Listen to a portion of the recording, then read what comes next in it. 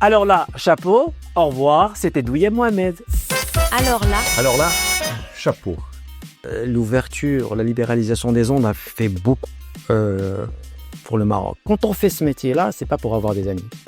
On aurait pu atteindre un autre niveau parce qu'il y avait toutes les conditions pour le faire. alors là, Chapeau. Un podcast audio et vidéo de et avec Philippe Chapeau.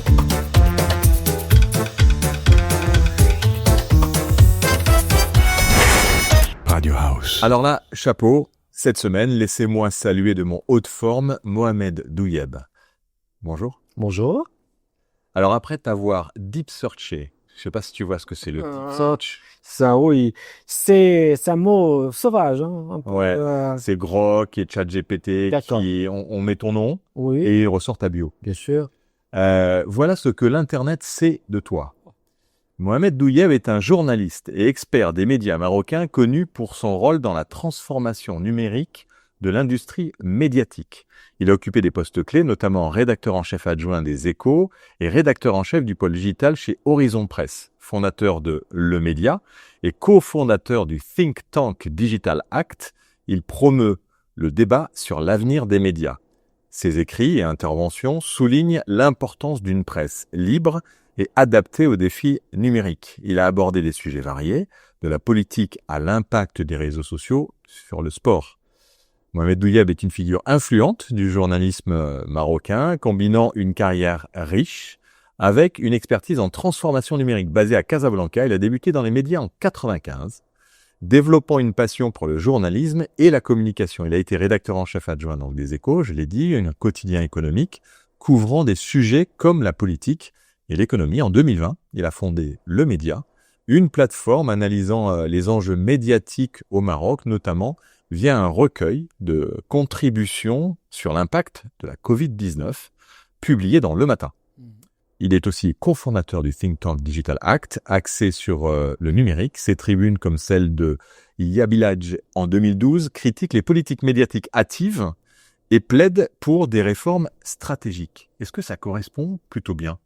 Plutôt bien, c'est juste avec quelques petites, quelques petites précisions, mais dans l'ensemble, on va pas dire que non, c'est assez juste on va dire à 90%. Donc, Alors vas-y, les précisions. les précisions, c'est que l'idée de lancer aussi un grand player aujourd'hui qui s'appelle le 360. Donc, je suis passé de la presse ou le média, si tu veux, classique, à un véritable même player qui est le 360. C'était une expérience on était dans le meilleur temps. C'était l'époque où il y avait le lancement de 3 à 4 grands players marocains francophones. Donc c'était une période assez dynamique. Et c'est là où la vraie confrontation entre médias classiques et nouveaux médias, parce qu'on parle aussi de nouveaux médias. Donc là, important quand même dans une carrière de le souligner, parce que l'idée il était question d'exploiter un petit peu tous ces acquis que j'ai pu avoir dans ces médias classiques pour aller les confronter à un nouveau média complètement nouveau.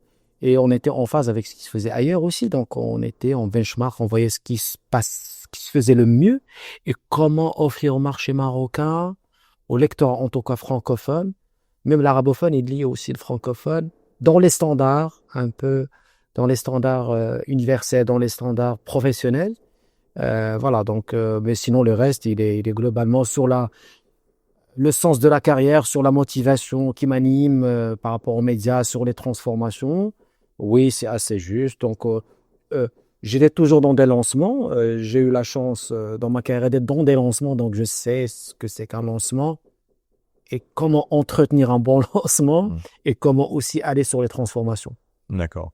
Alors on va aller rapidement côté perso, car je trouve que ça permet de mieux connaître plein de choses sur ton parcours, tes personnalités, et puis les choix qu'on peut faire dans la vie aussi sont liés quand même beaucoup, bien sûr, à l'éducation. Quel genre d'enfance tu as eu Enfin, une éducation très conventionnelle, un foyer, une famille marocaine, je dirais, comme la moyenne des familles marocaines, un milieu modeste, qui n'est pas mais où la connaissance et le savoir a une importance vitale, c'est qu'on se fait grâce à la connaissance et grâce au savoir. Si je dois parler d'un socle de valeurs, c'est celui-là.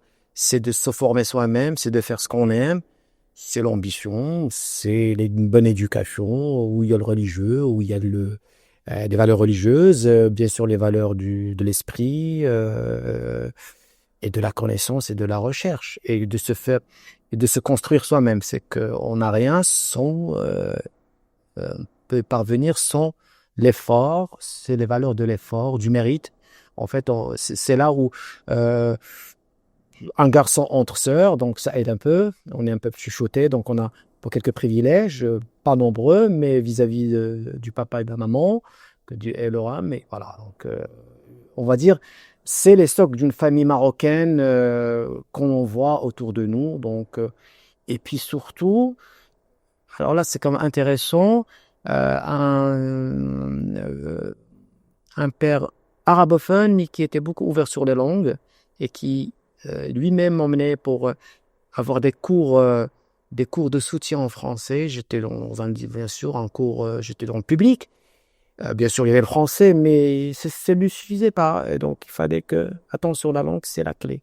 Donc, pour résumer, la langue française était pour moi cet espace-là, donc, ce territoire qui m'a fait ouvrir les yeux sur le monde. Donc, ça, c'est important. Donc, lui, il était à cheval sur ça, le soutien à la langue, bien sûr, l'arabe, important, et bien sûr, le français. Et le français qui m'a amené à faire du journalisme après.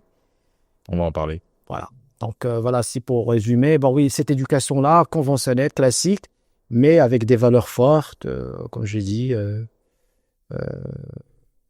se former, s'instruire, c'est la connaissance et le savoir qui peuvent vous donner les clés pour avoir une meilleure vie possible. Tu as encore tes parents? Non, ils sont plus là, que Dieu ait leur âme, donc voilà. Mais